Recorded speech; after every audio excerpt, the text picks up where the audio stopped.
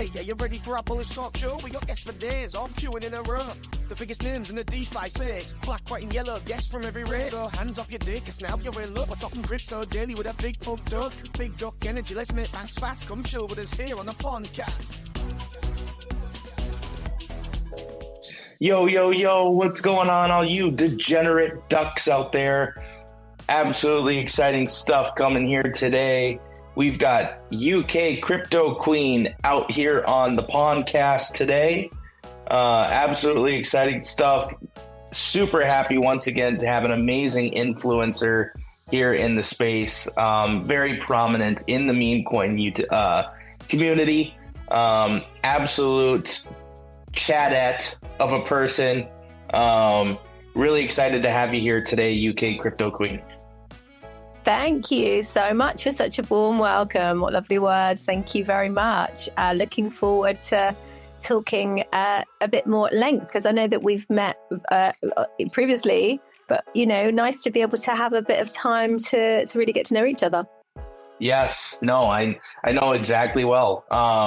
So obviously my name is Easy Zabo. I am the Doug the Duck speaker, and you and I have been really interacting kind of on crypto Twitter for probably the better half of the last year. I mean, we kind of came up together in the Bonk community as well as in the Myro community, and I've always seen you out here in the spaces as one of the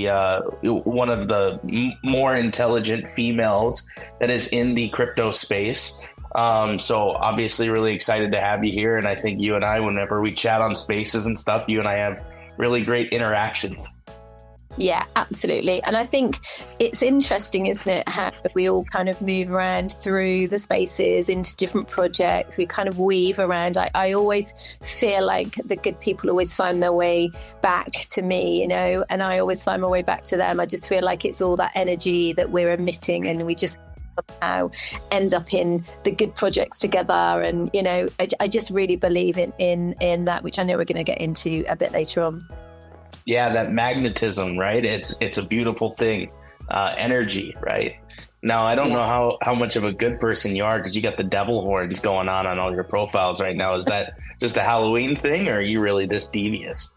Do you know what? It's so funny, actually, because I've had so many interesting conversations in the spaces. I have literally been winding everybody up, you know, with kind of, what is it? What's the story? You know, why did she do it? You know, and it's actually quite interesting. But I was actually in a project which is going to relaunch, hasn't relaunched yet, but is about to relaunch. And I actually I had the halo and glow because I was in that project.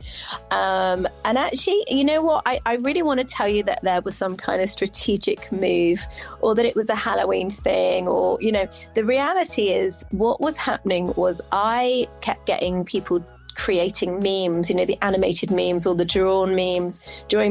And whilst it's always very flattering to get those, it was just really always amusing to me how people kind of drew me.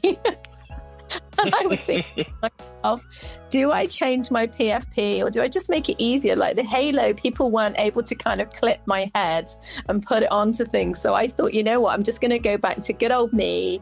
And then I may even think about changing it to an NFT. I've given that some thought as well. I really don't know. But the reality is it was pure vanity. I'd love to say there was a strategy behind it, but it was pure vanity.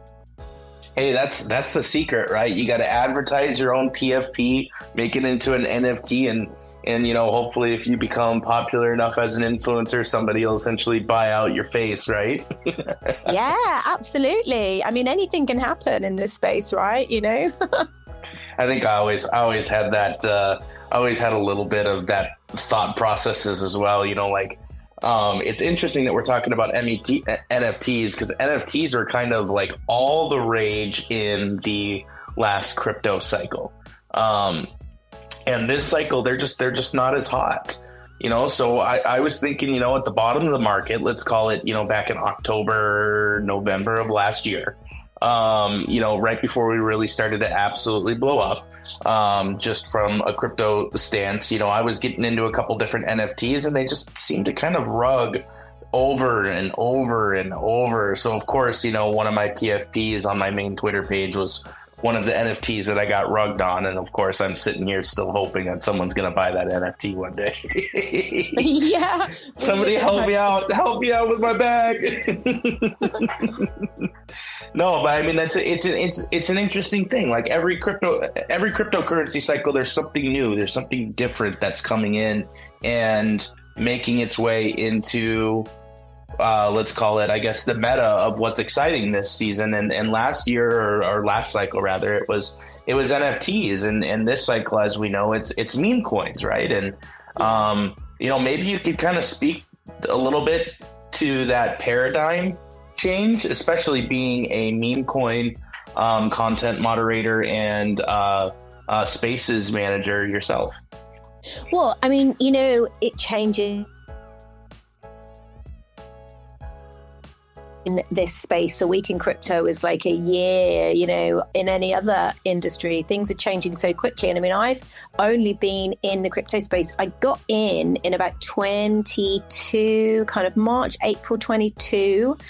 So it was literally just after the last bull run. So I came in right in the beginning of the bear market. I missed all that fun, but just in the short time that I've been in the crypto space, there's been so much going on and so many things. We've seen the Solana, meme coins taking off. We've seen pump fun. We've had, people talking about base. We've had, obviously we know that we're going to be, everyone's talking about meme coin super cycle, and then of course we've got Murad that's just showed up, hasn't just showed up but has just come to prominence, right? And so everyone's now talking about that. I mean, it's just you literally cannot be away, can you, for like 24 hours?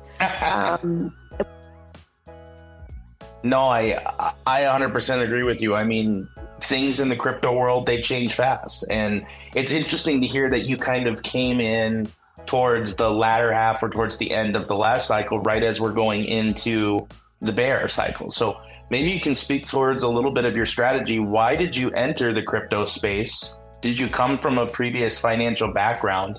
And what were you buying in that perpetual down cycle? And did you continue to DCA the bottom? Exactly that. I mean, this is the thing. So, and I think it's good that we're kind of talking about, these things in terms of, where did I come from? Because I think what sometimes happens is people will see me in, doing spaces on Jake Gagan's platform, and they will see me as a speaker on some other, KOL's platforms like Jules, like Soko, some of these guys that are really kind of, on the timeline, really becoming prominent. And they will think, oh, this person kind of, I don't know, they must have been doing this for a long time. And the reality is I probably haven't been doing this that long, but there's been this whole kind of journey to get to this point. And I think a lot of people miss that because they kind of think that you kind of get this like overnight, like, oh, all of a sudden you're hosting spaces and there's a lot more that goes on. But before I came to X, I mean, I had IRL businesses. And as we've said, I've talked to other people about this, meme projects and crypto projects are just like any other business. They have to be run like a business. And if they're not, then, we have all sorts of problems. And of course, the space isn't regulated yet. So you have this kind of Wild West approach. But my background had IRL businesses, worked in sales, worked in coaching for a number of years IRL, still do a little bit of that, dip in and out. But I basically left corporate world in about 2016 and I started online businesses then. I mean,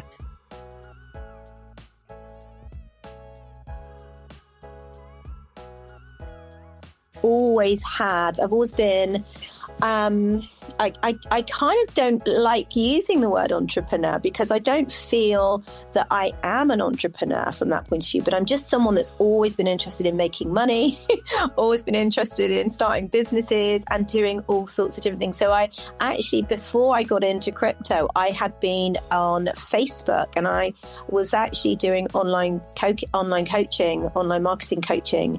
And I used to run challenges and I used to have kind of coaching programs programs. I did that, all of that. And then I found my way into crypto because someone over in one of my communities introduced me to something, and I didn't really understand it. And I didn't even know how to buy crypto at that point. So someone got on a call with me and showed me how to buy USDT, and showed me how to, set it all up. And that was it. But at that point, I just thought, I really need to learn about this stuff. And so I did come over to, I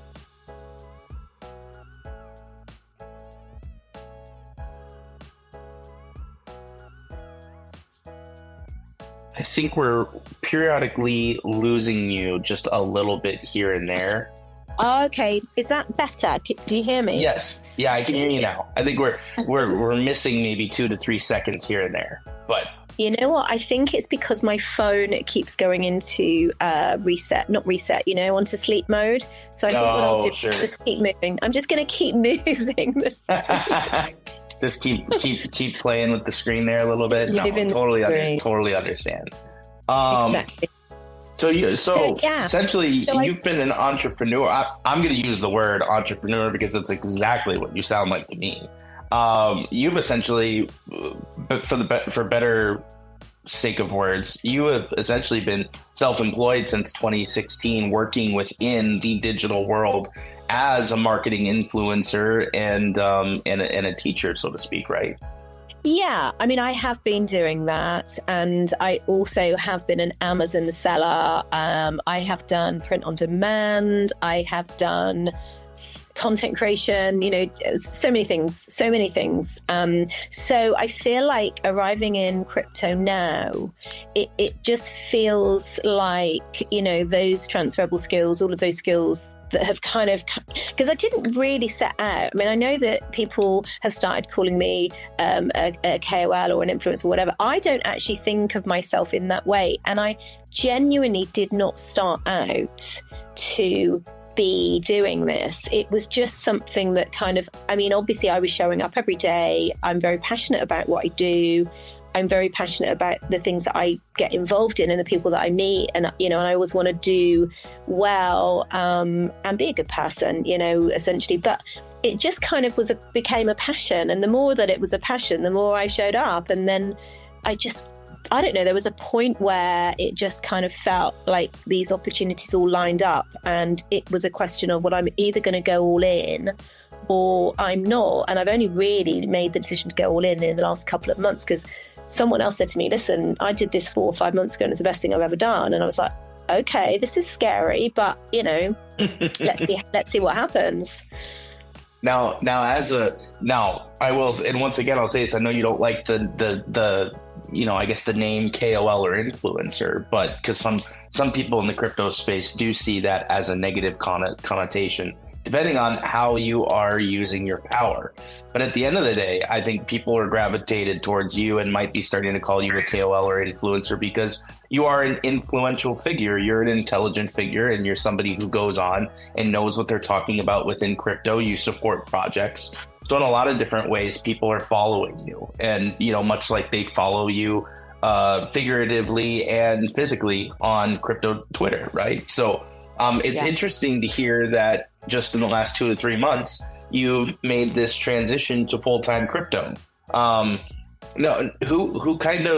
was the person that told you, like, hey, I made this transition and it's been very successful for me, and who really challenged you to make that full-time leap? You are full-time crypto now as well, right? Yeah, absolutely. Well, you know what? It was JSP, who I actually think would be another really good guest for you if he isn't on your list already, because that guy, oh, wow. It was just, you know what? It could have worked out differently, couldn't it? When I say that the stars aligned for me to be working with JSP, and for anyone listening, JSP and I host a morning meme show, which we do on the Jake Gagan platform. He lets us have his platform to run that show, and he supports us, and he really is helping us to kind of develop our own brands around what we're doing. But JSP was the one that kind of said, we had a few conversations about, what the show was going to be like and that we were going to be working together. And he was just, this is a great opportunity.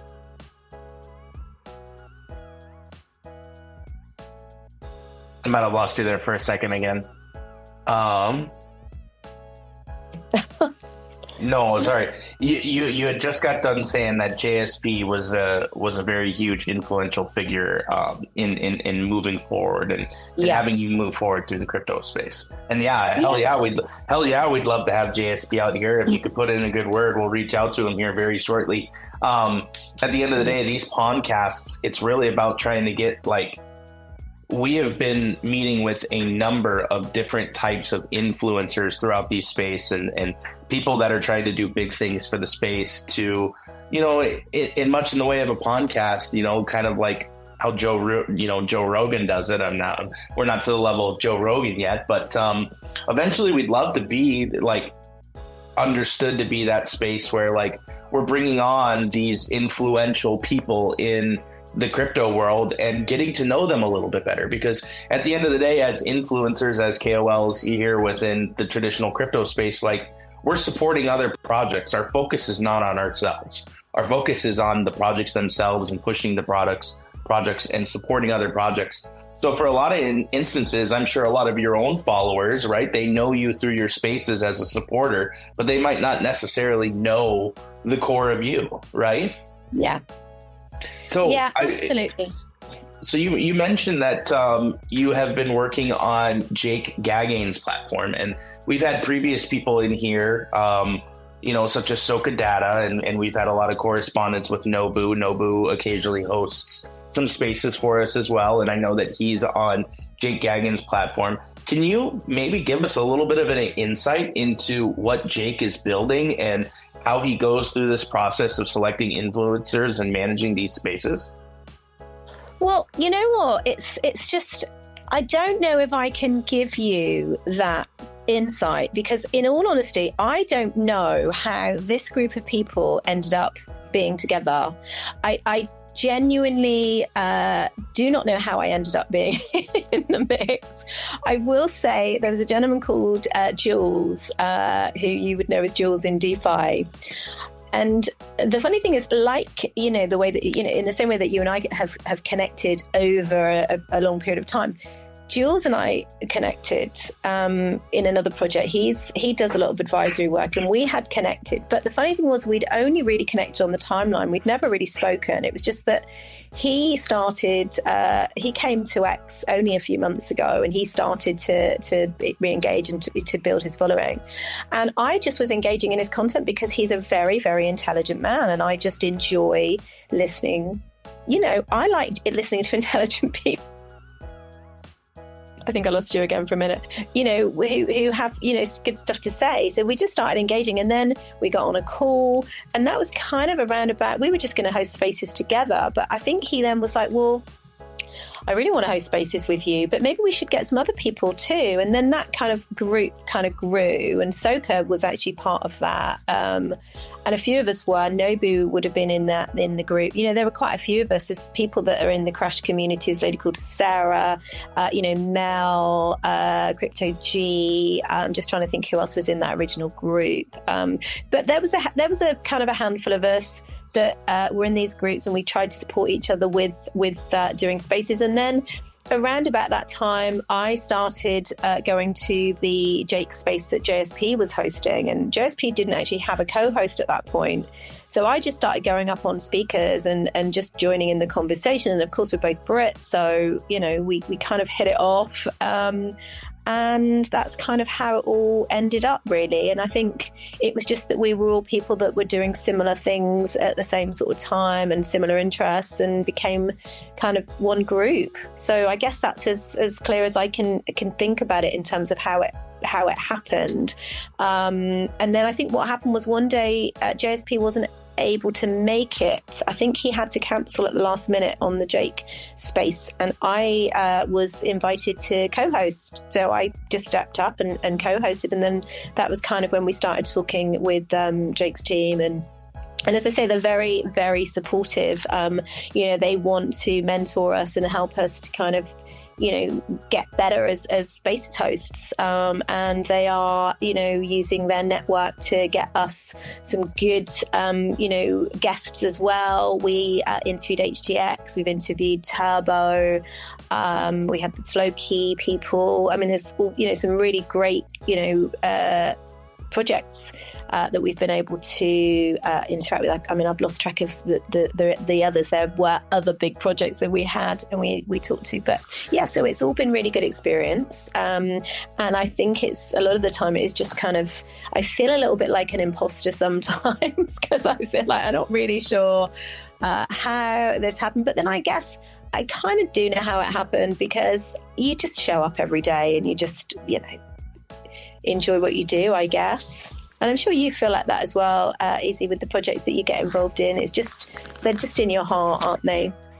Yeah, I mean, very few projects that I really get involved with, period. I mean, maybe in the early stages, I was really involved with Myro because it had a very thriving community, and it seems like the devs were really working towards that project. And of course, the developers kind of faded off and the community with it a little bit, and that community kind of scattered around. But I think everybody kind of remembers who was in that original Myro community because that was kind of one of the first big community spaces within Twitter as it really started to expand and blow up and everything as well. So now I've committed a lot of my time to helping out the Doug the Duck project because it's one of those few projects that isn't a CTO, that has great memeability, that still has the original developers and original artists working on the project. So it's very rare to find projects like that have persisted for over 5 to 6 months and have done so above a $1 million market cap. So Doug the Duck was actually a project that I reached out to, that I caught on to very early, bought my own supply, and came on and actually reached out to the developers and said, I want to be a speaker for your project because I believe in the memeability and I believe in the project and stuff. And, a lot of those projects can be very hard to find in the space because perpetually people lose interest when the price goes down. And if you don't have a thriving community kind of built up, it can be very hard to recover from that. Yeah, no, that's absolutely right. And I think the thing is that the space is getting more and more crowded. And, as new people flood in, I mean, who knows what is going to happen? None of us knows exactly what is going to happen. But I think certainly for myself, I am definitely revisiting projects that have been around for a while. I mean, it's interesting because I'm seeing projects popping up and I'm thinking, I remember you coming and talking to us a few months ago. We haven't seen you for a little while, and then here you are again. And I think that people have been waiting, projects, devs, teams that know what they're doing are just thinking, right, okay, well, we're going to have this sideways action for a little bit longer. Let's just save our gunpowder, let's just save that.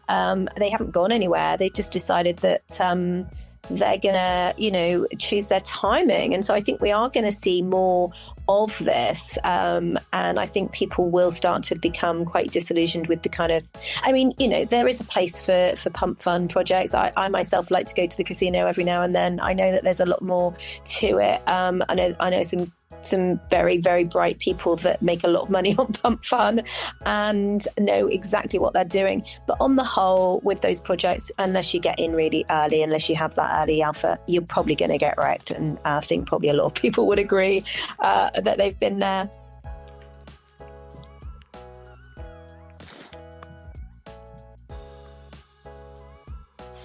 Can you hear me? I can now. I hear you now. You dropped out. But... Oh, I apologize. It dropped out there. My bad. You're back. I wanted to elaborate a little bit on your comments about pump fun, right? Because I think when you and I were really kind of coming up in these first Solana spaces, when Solana was going from a $20 coin to a $100 plus coin, that's what really started the craze on Whiff and Myro and Bonk and some of these coins where, we didn't have a ton of launches. We only had, maybe less than 20 projects that you could truly invest in those early stages. And of course, now that some of those projects have, and now that Solana has attracted so much liquidity and the cost to swap are so low, it feels like we have seen a lot of congestion in the marketplace with upwards of 10,000 projects that are launching every single day and even more on Pumped on Fun, with the majority of them never even getting to the point where, they're over $1 million market cap, or even make it off of the bonding curve. So, I mean, maybe you could kind of speak towards what your thoughts are about Pump.Fun, and is it something that's good for the meme space, or do you think it's something that's maybe hurting the meme space in the context of spreading the liquidity too thin and taking those away from truly high performing projects? Yeah, I mean, I think ultimately, it is about volume, isn't it? I feel like in the market that we're in, where we are waiting for the liquidity to come into the system. So right now we have liquidity in the system, but it's just being moved around. The degens are moving it around. Early investors are. I feel at the moment, then yeah, there is money to be made on Pump Fun, but I think only a few people will be able to realize that, because I feel like trading is a skill set, and it's not a skill set that we all have, and it's not a skill set that you can obtain quickly. So of course we can teach ourselves skills, but it takes time. And I think that because Pump Fun is such a recent thing, I think what's happening is that people are seeing it as a kind of way to make some fast X's. But unfortunately, that most people are getting rugged, or, as you say, the projects aren't making it even to the bonding curve. And even when they do, they're getting dumped on because, of course, they bought in, later than people that were kind of, sniping and knew what they were doing. So I think that not being experienced as a trader on Pump Fun ultimately is going to mean that people get wrecked. There is volume that potentially, people are rotating out of some of these other projects to go in to try and make some bucks. And I do believe that a lot of the people that are making money on Pump Fun are probably rotating those profits back into their conviction plays ultimately anyway. So, it's just all the people that are probably losing money that perhaps would have been in good projects like Dougie, like Doug the Dark, like Super S, like, Papachuda, like some of the projects that we see every day on our show. But I think ultimately that money will come back to those projects, because I think people are going to get into the bull run. They're going to go, this is too dangerous. I need to put my money somewhere safe. So I think it's interesting that you mentioned that this cycle into blue chips. Whether you're considering those the blue chips that are the top 10 cryptocurrencies, Solana, Bitcoin, Ethereum, Doge, XRP, all those ones, or if you're considering them, blue chip meme coins, right? Like you see with some of the Pondcasts and WIFs, and also Popcats, some of the biggest meme coins out there. And I host a trading group. The trading group, it's a paid trading group, and as part of that group, we educate people on how to trade, how to manage their portfolio, how to have good good distribution, and of course, we're also teaching people how to essentially leverage trade, so that way they can, in essence, create dry powder. But at the end of the day, the biggest goal within that group is to cycle your money into your money into blue chips, because at the end of the day, we've just gone through a 6-month period of consolidation through Bitcoin. And this is something that usually happens post-halving. We're getting into, we've had just an amazing October. We're now going into November, and traditionally Q4 and Q1 are some of the best performing months. Like, we are right in the start of what I would consider is typically the parabolic phase of cryptocurrencies. So now is not necessarily the time to try and be cycling. And it really, for the last couple months, it's really been the best time to try and accumulate your blue chips to try and move forward. So maybe coming from an investor side, what kind of projects do you like right now? What kind of meme coins do you like right now? And what separates the good meme coins from the bad meme coins? I mean, ultimately, we know that the community is everything, right? And it's interesting that other people are now starting to, I mean, we've always known that it's always been about community and the strength of the community and the conviction of the community, which of course we know gets built over time. So it's definitely looking at projects that have been around for, at least 3 months. You know, if they've been around for 6 months, then they're going to just get a few more points. If they've been around for a year, as some of these projects are coming up to their 1-year anniversaries, they've been going and they are still going. So looking at that longevity, which a year doesn't seem like a long time IRL in another business, does it? But in a meme project, we know that is actually a long time. When projects live and die in a matter of days. Yeah. So it's a completely different scale, isn't it, that we're using? So longevity, which, as I say, seems a bit weird saying longevity in that sense, but, you know, also, you know, looking at the TG, I do like to go and lurk in TGs, and if they are hosting voice chats, even better, because, you know, you can listen in and just listen into conversations. And I think ultimately, you know, we're each going to be going and looking for different things. But, you know, so you know, obviously everybody wants something new and something different. I'm just picking up on vibes. I want positive energy and positive vibes. You know, we don't want to be going, certainly for me, if I go in and people are not being respected, or, you know, I mean, you know, come on, we're a meme, so there's a lot of fun in games, you know, silly memes, silly stuff, we all do that.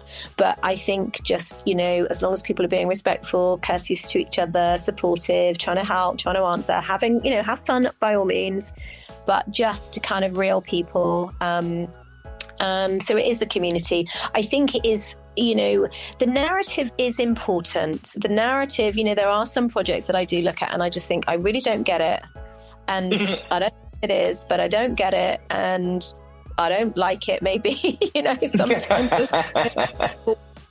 I've got to kind of feel that. And I think more and more, I'm always interested in the law, right, and the provenance. So I love it when projects will come on and they will say, you know, I mean, we've had projects that have been talking about Lord Keck, who was the original deployer of Pepe, and, you know, that kind of thing, you know, the people that are potentially involved, you know, that was this the first hand-drawn Doge, you know, all of these things. There's lots of projects that have got this really interesting provenance. But I think the other thing is, as you guys are doing so well, you know, the animations, I mean, animations are, you know, they're essential now. You kind of, the bar keeps getting raised all the time. So, you know, we are looking for projects to be animating. And then what's the quality of the animation like? What is the storytelling? You know, are they funny? You know, all of these things. Are they, you know, picking up on stuff that's going on the timeline? You know, are they topical? You know, all these things. So definitely, I think it's community first, because you have to have the community. I think also it depends on the way around you do it, because I think, you know, the good projects have probably already started, you know, building a community around common interests and shared interests, and, you know, before they've even launched, you know, in many cases. So you've already got that hub. And I suppose also having those communities on other platforms, which again, I know is something you guys are doing, and I think doing well. So, you know, is there a community that's already formed on another platform? So I think those things are going to start to be more powerful now, because of course the normies are going to be coming in and they're going to be looking for projects that they are familiar with, you know, so, you know, like Pondcast, like Brett, you know, where they're doing that. So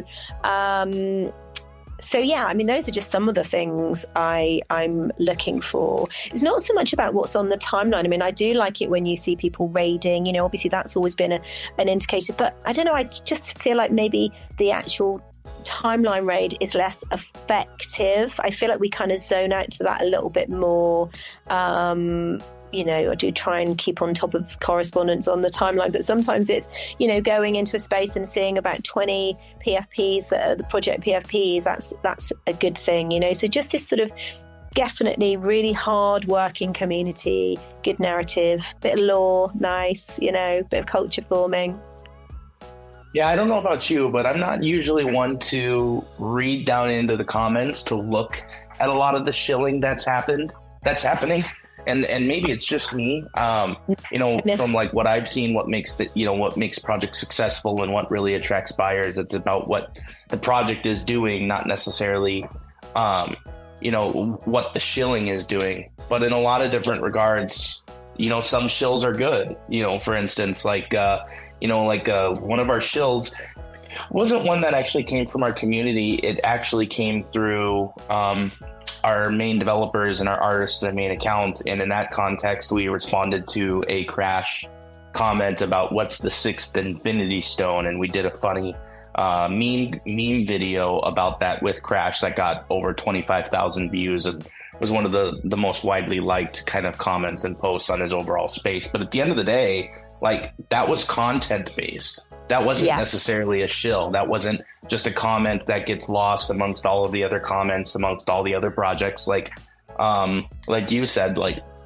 some of the best projects in the space are the ones that are creating good content. Like, I look at Flog, which is one of the very few pump fund coins that's been successful. They have great artistry, great content.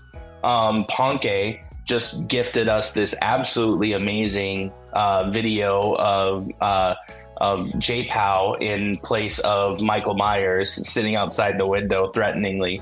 And I thought that video was absolutely hilarious. And that video seemed to spring them from a $40 million market cap to a $50 million market cap, which is basically essentially like saying you just created a video that attracted $100 million worth of market cap. I mean, that's pretty amazing stuff right there. So at the end of the day, I think I realized that content is very big. And one of the biggest reasons that always attracted me to Doug the Duck is because they've got 2 artists on staff and the content has always been grade A.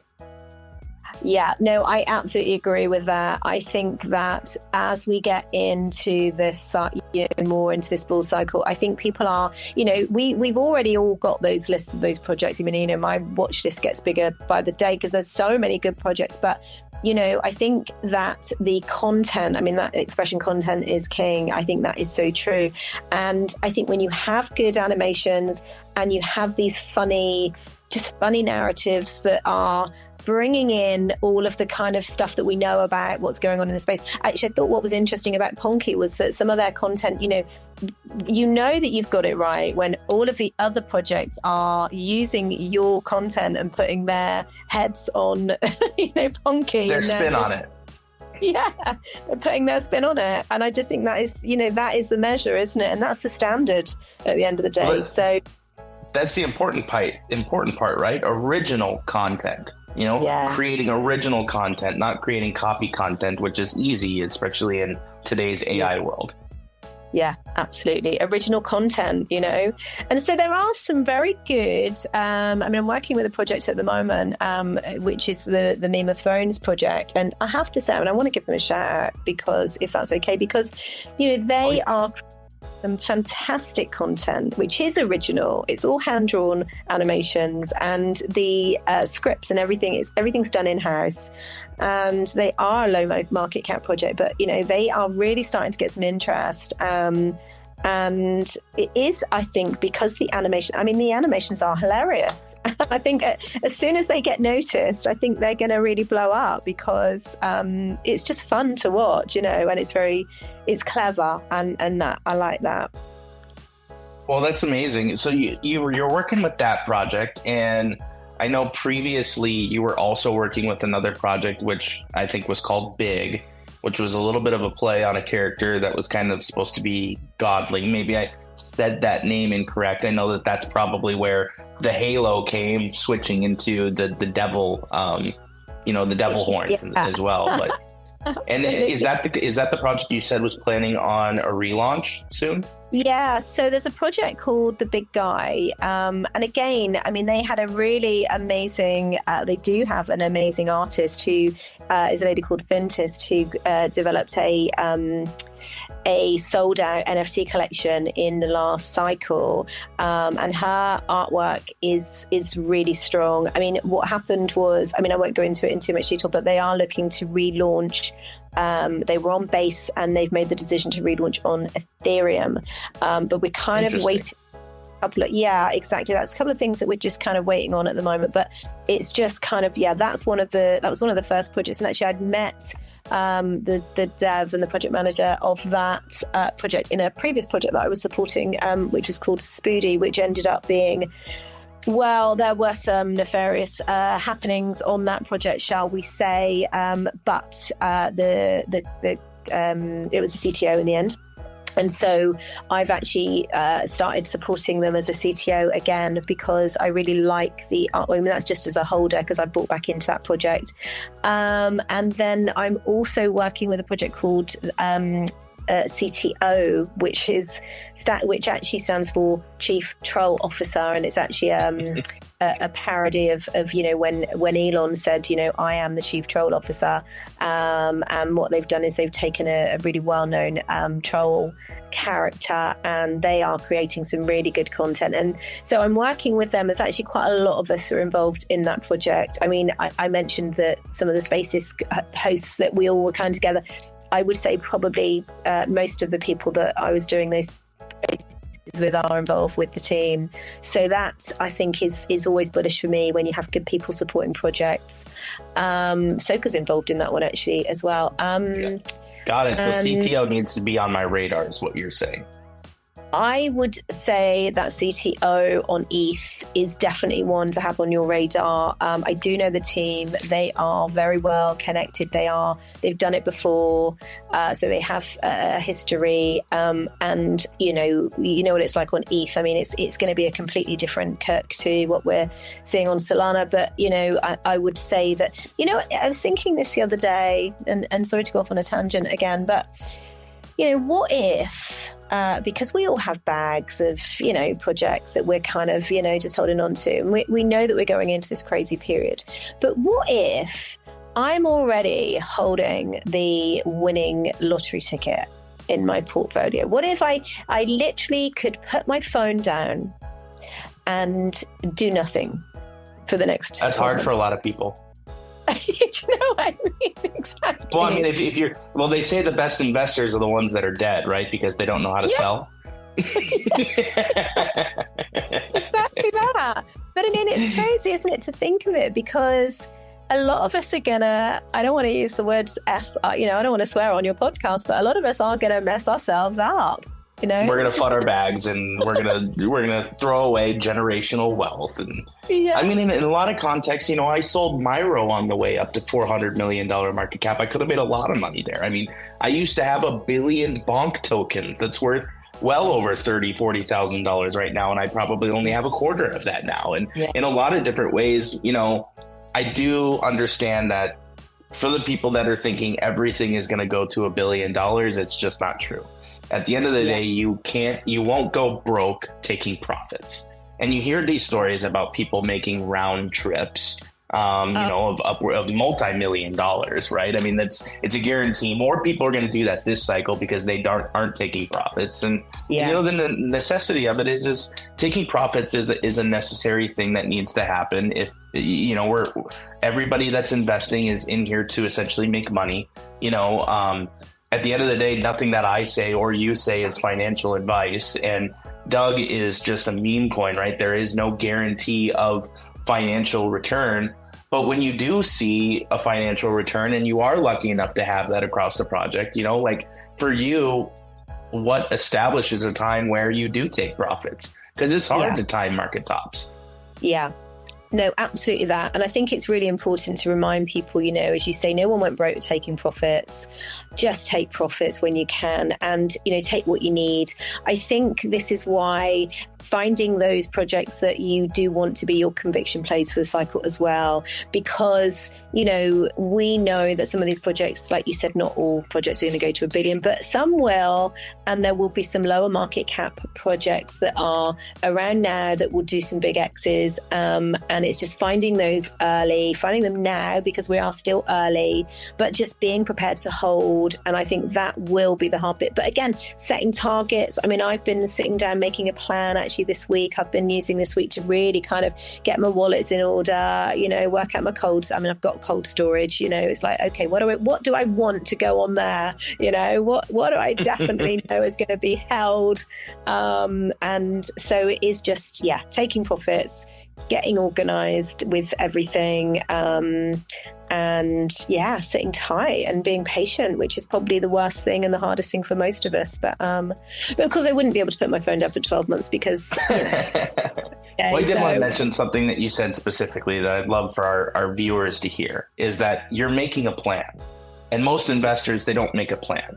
And the best investors are literally the ones that plan their trade and trade their plan. So in a lot of different contexts for those listeners out there today, do what UKCrypto Queen is doing and look across your portfolio. look at your distribution. You want to have clean distribution. You don't want your entire portfolio to be in just one necessary meme coin, unless it's maybe just Doug the Duck, but no, not financial advice. But in a lot of different contexts, like out of my portfolio, 5 to 10% of it's Bitcoin, 5 to 10% of it is Solana based. 15% of it is on the Sui chain. 5% is on Ton chain, 5% is on Base chain. I've got Spot Ethereum, I've got Spot Link. I have a very clean distribution. I would probably say Solana meme coins probably make up about 25-30% of my portfolio because they have, statistically been the best gainers of this cycle so far, but that can change in an instant. Like you said, Ethereum is going to be a different cook. The Ethereum inflows haven't started, but once we start seeing all-time highs on Bitcoin, there is going to eventually be a distribution back into altcoins, and we haven't seen that yet, but for all we know, that could be a matter of days or weeks away. And for that matter, we're 4 days out from the US election. And Donald Trump is a president that has been very pro-crypto. And at least in the context of Kamala Harris, she has been open to hearing more things about cryptocurrency and has not necessarily been anti-crypto, although they have essentially let their SEC and some of their other government agencies essentially roam free uncontested, which I think is purposefully created buying opportunities for the Black Rocks of the world. But how do you feel going into this crypto election? And in addition to that, we've got FOMC meeting right afterwards where we're potentially seeing rate cuts. So for all we know, this next 5 days could really be the explosion of Bitcoin starting to go into all-time high scenario and maybe even approaching that 100,000 figure. How do you feel about the elections coming up? Well, it's interesting because I know that you are a macro guy yourself, and I know that you do, keep a close eye on, like you were saying, the inflows and, all of that kind of stuff that's going on with the global liquidity. And I've listened and I've heard you talk about that before. I had a guest, and actually I am going to pin it on my X profile because I had a guest come and join me yesterday morning, a guy called Frankie J. And I just started following him on the timeline. I was like, this guy is really talking some interesting stuff. So we had him as a guest on the Jake Show yesterday, and what he was saying, and I tend to kind of, having followed some of the people that he was talking about, like Raoul Paul and some of the kind of people that look at markets and liquidity, what he was saying is it really doesn't make any difference who wins the election, which is interesting because I think that, we all know that if Trump wins, because he's so pro-crypto, that is going to go crazy. But what Frankie was saying, and I say if anybody wants to listen to that, it was a really interesting presentation that he put together. But if Kamala wins, then the everything is still going to go crazy. It's just that the timeline may change. And what he was saying is that we're coming up to the time when a lot of the all of the financial institutions and all of the big banks and all of the the liquidity holders essentially are going to have to refinance. And so he was talking about that. He was talking about Janet Yellen having already started quantitative easing, and that will ramp up. The inflows and the things that are going on, almost like saying, well, okay, history doesn't repeat itself, it rhymes. But he was saying that some things just do happen on a cycle, and that we are due the cycle. All of the factors are there, all of the catalysts are ready and lined up, and either way we're headed into it. It's just a matter of when, it's not a matter of if. So I'm a permaball anyway, so I'm always like, yeah, it's all gonna happen. But I definitely, my spidey senses are definitely tingling at this point. And yeah, excited for what's going to come on Tuesday for the elections. I mean, I'm not even in the US, but I'm following it so closely. And I mean, it literally is like a soap opera at this point, isn't it? I can't wait for the elections to be done. That's just me personally. I'm over the hate from the blue to the red. Being a U.S. citizen myself, it's poisonous. I mean, it must be very hard for you as a US citizen because this is real. You know, it's very easy for the rest of us to kind of be sitting back, over the other side of the pond, watching the dumpster fire. Yeah, and that's really what it feels like. But hey, listen, we have had our own dumpster fire over in the UK. We've had quite a few recently. So I feel like, we are a global family. And at the end of the day, we all just want peace, ultimately. Although maybe some people don't. I don't know, but it just feels like, as you say, I mean, it's probably going to get worse. But I do think, and I have tweeted this on my profile, on my timeline as well. If I could vote, I would be voting for Trump. Of course I would, because I do, having followed it and having listened to him, I do think he has some interesting policies. And I think ultimately, something's got to give, hasn't it? Well, in the context of the fact that it doesn't matter whether you're US based, whether you're British based, European based, Democrat, Republican, Green Party, at the end of the day, every single person in this life wants financial freedom. And in a lot of different contexts, what governments do with their dollars and their currencies is directly painful for the people that have to use those currencies. So make no mistake, that's why BlackRock and all of these other institutions are buying up Bitcoin in mass, because I think just about everybody across the world sees what the US is doing, considering they're printing upwards of $2 trillion every single year in fiat money. And, it's pretty tough to trust their inflation numbers that are going on right now. I'm not sure if you saw this, UKCrypto Queen, but did you recognize that in Tuesday, Wednesday of this last week, we saw the highest inflows for Bitcoin that we have ever seen? $800 million on Tuesday and $900 million on Wednesday. That is just insane. That is phenomenal. I mean, we are right at the cusp of a bull cycle, and I really feel like this week is going to be the catalyst that absolutely sends it, absolutely parabolic. So like you said, the time to be accumulating your blue chips, the time to be accumulating great projects has really just been in this last month or two. And that window is closing. And we're right about to go into that phase where it seems like you just can't pick a bad project. So, I mean, it really is an exciting week, and it's been obviously very exciting having you on there before this huge paramount week that is coming up here. Yeah, absolutely. I mean, I'm really excited to look into this project is on my radar, right? You guys have been on my radar anyway, and I'm not holder yet, but you're on my watch list, and definitely would be very interested to hear a little bit more about what you guys are up to. Have you been sniffing out our TG? I know the biggest indicator is you like to pop in, check out the TG and see how the community is rolling. Are you a community member? Well, I am not a community member yet, although I may have done, I have so many TGs on my list at this point. So I need, if I'm not in there, I definitely will come and check it out. Of course. Well, the crazy thing is I was coming up on spaces, a lot of your guys' crypto spaces, just a matter of, pretty consistently for the last couple months. And, Doug the Duck was trading sideways for a considerable amount of time. I'll do a little share screen here right now. Bear with me. So that way I can kind of, let's see if this works. Yeah. So I'm doing a little share screen right now. So that way I can kind of show Doug the Duck where we've essentially come from and everything as well. But, there was a period of probably about 5 to 6 months where the rest of the market was bleeding and consolidating, that we were trading right around that $1 million market cap. And I think you probably heard of us a lot during that time period. And we really established this beautiful floor of about $1 million market cap after getting to an all-time high of about 6.4 million.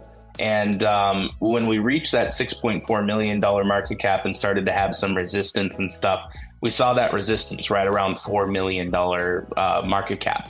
And actually, just this last week, we hit $4 million market cap and started to see a little bit of a minor retracement. But the word is really getting out there about Doug the Duck right now. And you can see just how beautiful our chart looks. We're trading up in this nice little channel. We see resistance here like we've kind of seen before. And, within a technical trading aspect, we also had this downtrend line right here. So we basically rejected at 4 million, supported here at this previous resistance line, now turned support. So I like to turn these green afterwards. And I really see us going back into retesting that all-time high scenario before potentially maybe flipping this $4 million range as support. So I still think, we're still below our all-time high by a factor of about 50%. So in my opinion, I still really think that Doug the Duck is a great project to potentially invest in the community. Like I said, there's no guarantee of financial return on any of these meme coin projects, but the reason I am sticking with Doug the Duck and why I'm so proud to be a speaker for the developers and a speaker for the project is because of everything that they're working on right now. Right now, like you said, there's going to be a lot of normies that are coming into this space, and they're not going to necessarily know that crypto Twitter is the best place to find prospective projects. Last cycle, the best place to find prospective projects was essentially YouTube. And now, we've got different social medias that have blown up, TikTok, Instagram, etc. So really, Doug the Duck is working on all social media platforms to get the word out there, because we understand from a marketing context, and this as well, it takes upwards of seeing something 10 times before they buy. I like to think that you've probably seen us 10 times, and hopefully after this space here today, maybe that's your 11th time where you say, maybe I will give this a little bit of a sniff. Well, you know what? You're so right. And also, I think what happens is because we spend all our days in CryptoX and in spaces, there is a part of it. I was listening to somebody talking the other day, and I didn't kind of engage with what he was saying until he'd been speaking for about 4 minutes. And this wasn't on one of our joke spaces. This was on another space. And then I suddenly realized this guy was just, wow, what is this guy talking about? And it was just, sorry to interrupt you, but yeah, go ahead. It's absolutely amazing. Really from the social media aspect, you talked about how we're one of the ones that are getting out there on multiple social medias. We've got 50,000 followers on TikTok, over 25,000 followers on Instagram. We are at, I want to say, closing in on 40,000 subscribers on YouTube. And we've got we're closing in on 6,000 crypto Twitter followers. And I think we're well over 7,000 people in the actual Telegram. So our social medias are absolutely huge. They're absolutely all organic. It's really amazing stuff to have so many people supporting the project and stuff and being involved in the project. And if you jump into our Telegram, you'll see how bullish everybody is and how lively the community is. And, it's to have seen that firsthand for the last 4 to 5 months is what's really made me bullish on the project, is to see, once again, the community has really handled a lot of different adversity, all the way down to the fact of when we lost our main account, which contributed to me losing my primary Easy Zabo Twitter account, which I have still to this day not been able to get my hands on, unfortunately, which is why you haven't really necessarily been seeing my main handle in the crypto space as much. Well, no, but it's so funny because I knew that we'd connected and I knew that we'd had a few DMs back and forth because we'd connected in the Mario spaces. And I used to love listening to your analysis and your market. And again, I would be mesmerized by your content. And I really do want to give you your flowers for that because you do know your stuff. And I think when we do think about projects that we want to go to, I think for most of us that have been around for any length of time, it is about the people. Because when I see you and when I see Keith and when I see some of these people that I have admired and really respect in the space, and then you are talking about these projects, I then think, well, I need to, again, don't ever follow anyone blindly, guys, always do your own research, but it is definitely something that you then want to pay attention to. But having said that, we are still really, really busy, so it is that that we have to see something, we have to have it in our face, and then we suddenly go, oh, okay, I really need to seriously look at this now. So definitely, I'm going to come and check out your TG. Oh, we would love that. We've right now, We're absolutely on an amazing run. We're up over 300% from our floor, and we're really close to closing in on YouTube monetization. So every week, or every other week rather, we have a custom comic book series. And I urge you to go take a look at that. Take a look at our website. On our website, we've got an upgraded website. We've got multiple tabs. It's probably one of the better crypto websites that you're going to see out there. We've got all of our comic book series, as well as we follow those comic book series up with a short video.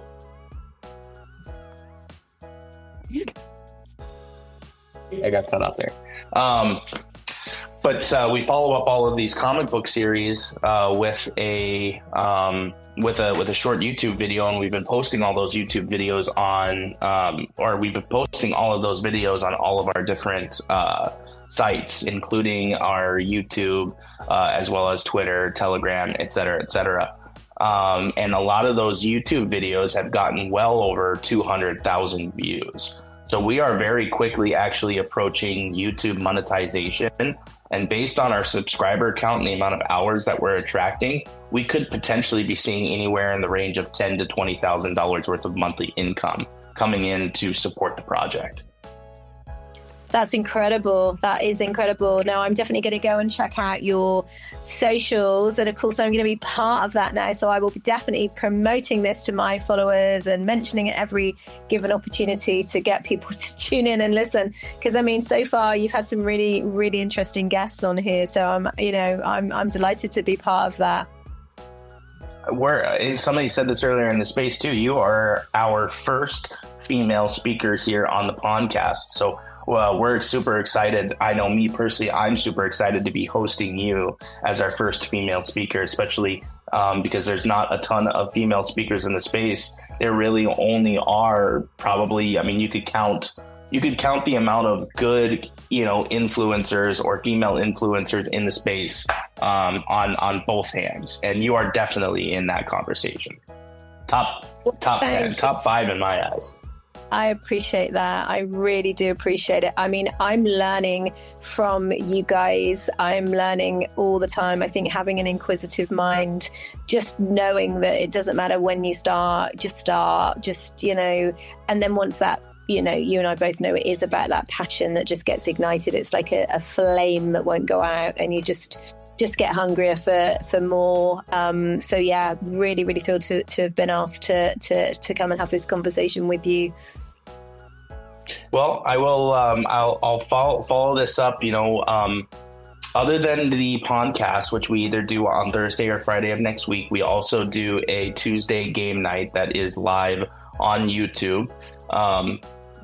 So that's another thing for you to check us out on. We also have a PFP generator that we released last week that allows you to create a custom Doug PFP if you so choose. Although I know you're going to keep your normal one as well. A lot of that's for our different viewers and stuff. And ultimately, we've been really working hard to create new campaigns on social media. And we've actually been reaching out to a lot of other projects that we like and influencers that we like, not only for the purpose of getting them here on the Pondcast, but to create partnerships and to continue to build our outreach for our community. So we're nearing towards the latter half of an hour. So we're kind of looking to close up the space here right now, but I saw comments coming in from one of the speakers on the chat about what you think about Doug's potential and maybe potentially what number you think it could reach. Do you want to give us a little sign off for what you think your thoughts are about the future of Doug, and maybe even give us some advice about what we're doing right and maybe what we could improve on? Well, I'll tell you something. I'm never going to talk about figures and numbers, because you know what? Sometimes people say you're not bullish enough, my friend. None of us knows how much volume and how much liquidity is coming in. And what I don't want to do is give people, apart from the fact that I need to have a closer look at the chart anyway, but I don't want to give people a limit, because listen, we don't know where this could go, right? But what we do know is liquidity is coming into the marketplace. new people that are coming to invest in memes are going to be finding their way into your communities, into the spaces that you guys are hosting, looking you up on YouTube, looking up on other platforms. And it's the projects that are, as we've already said, creating original content, showing up every day, putting out that content, building community, surviving through red days, which I don't think we're going to have too many more of, as we go into the next couple of weeks. But it is that fierce, not going to give up. We're going to keep going. We're going to hold. I mean, take profits, but also, make sure that you are holding as well, because of course, you're not going to hit those big numbers unless some people are still holding or reinvesting. So, it's just a delicate balance. But I think that you're doing everything right, because I keep seeing this project. It refuses to kind of go quietly. And I don't think that's going to happen anytime soon, because it sounds like you have an amazing team. So yeah, very, very optimistic. I'm going to check this out a little bit more closely. Definitely going to get into your TG and check out the vibes. Maybe, who knows, maybe we'll jump in VC, guys. If anybody's listening and you want to jump in the VC at some point, maybe I'll be in there asking questions and checking you out. Well, we do really appreciate having you here on the space here today, UK Crypto Queen. It's been an absolute treat. And we're super excited to potentially have you engaging with our community in the next week or so. Amazing. Do you know, the only thing that was missing from this was I kept wanting to post emojis, but I couldn't. When you just so used to throwing out the hearts, and we were missing that. But no, it's been an absolute pleasure to spend this time with you, Galbo. Awesome. Well, we're still working through some of the different factors of StreamYard and stuff. And, obviously it gives us the ability to stream to all of our platforms. Today we're streaming on YouTube, Twitch, Twitter, as well as Instagram for these spaces and stuff. So, the outreach has been absolutely great. A lot of these spaces have been attracting, upwards of 400 to 500 viewers live. So, like I said, if you're not following UK Crypto Queen, check out her at UK Crypto Queen on Twitter. She does, daily meme coin spaces. Her most prominent one is at, I want to say, 12 PM UTC every single morning on the Jake Gagging platform with JSP, who we, of course, hope to get maybe here on one of our future podcasts as well. And take a look out for her, as she is definitely one of the best up-and-coming influencers and entrepreneurs, as we've come to find out today here in the crypto space. So it's been a pleasure, UK Crypto Queen. Thank you so much for coming on today. Thank you so much. See you on the timeline, guys, and see you in the VC. Take awesome. care. So we'll sign this off. And thanks for coming out and listening to our podcast today, you mother duckers. Hey, yeah, you ready for our bullish talk show? We got guests for days, all queuing in a row.